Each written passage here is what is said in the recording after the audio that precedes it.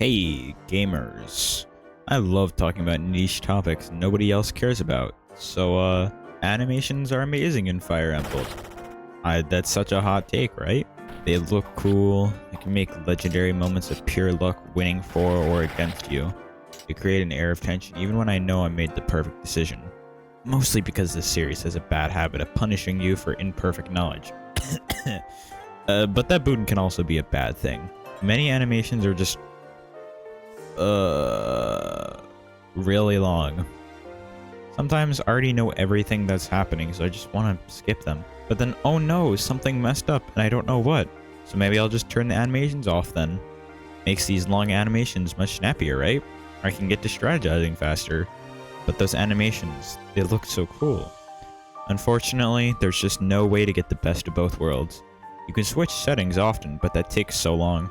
Guess there's just no convenient option, is what I would say. But if you look in the deep trenches of the internet, you'll find a useful tip. So here's what it does.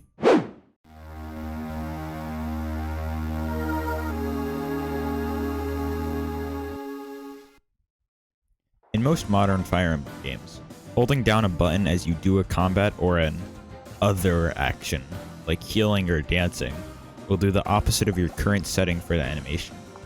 Say if you had animations on and you held the button down, you would have animations off for the time that you held it down. Note that pressing or releasing in the middle of the combat will not change the animation. If it starts, it will continue to use whatever setting is in place at that time. This is extremely useful and convenient since, well, it means you won't ever have to go into the settings to change it again. Just put whatever one you think you'll use most often and hold the button if you want the opposite. I can't emphasize just how much this improves the game feel, at least for me. Going back to older Fire Emblem games without this feature makes the game feel a little bit janky.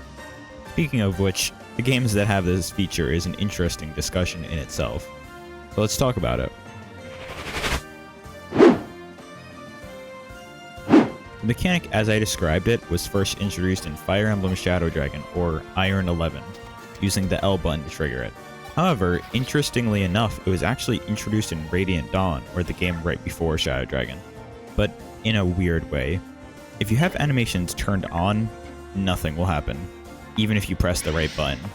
However, if you turn animations off in the settings, holding the Z, or if for some godforsaken reason you're using a Wii remote, using motion controls to play Fire Emblem, holding A will turn them back on for animations.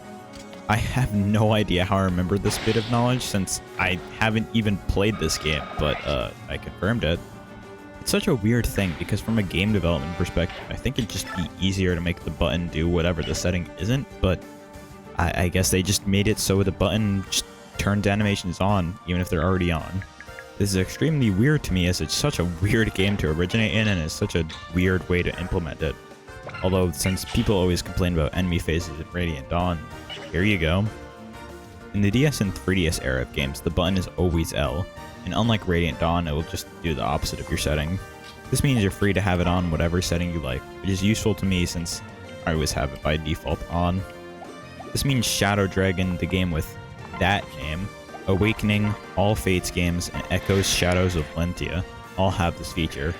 However, in the next game, Three Houses, this feature unfortunately does not exist in any capacity, at least to my knowledge. I have tried every button possible and nothing seems to trigger it. Not even the weird Radiant Dawn version of only being able to do it when animations are off. Thanks, Koei Tecmo. Not that it matters because Three Houses animations are shit. The next game, Engage, has the feature, proving once and for all that Engage is definitely better than Three Houses. However, it does mess with my muscle memory because now the button is ZR for some asinine reason. This does mean that out of 17 mainline Fire Emblem games including remakes, 7 have this toggle animation featured. What do I even call this mechanic thing? I mean, like, the only reason I worded the title like this is because I couldn't figure out what to call it. If you are one of the few people who care about this weird mechanic, please tell me what to call it. I don't know. Transition. I honestly feel like I have lost my sanity thinking about this mechanic before. Barely anybody talks about it, and it's such a small thing that I don't know if anybody is using it. It's such a small thing. Why did I repeat that again? But I genuinely feel like it makes these games so much more fun to play.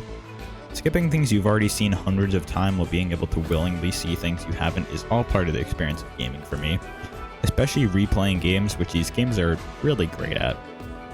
I hope more people are able to utilize this awesome feature that enriches this game series that I love.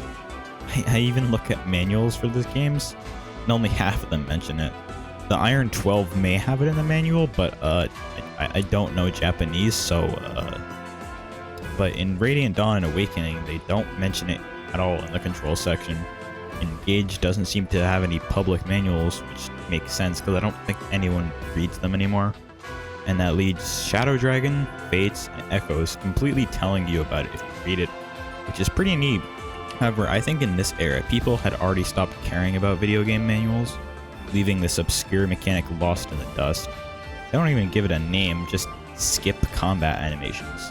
If you knew about this, let me know in the comments. I'm interested in seeing if many other people knew about this feature and how, whether it be accidentally found or finding it online.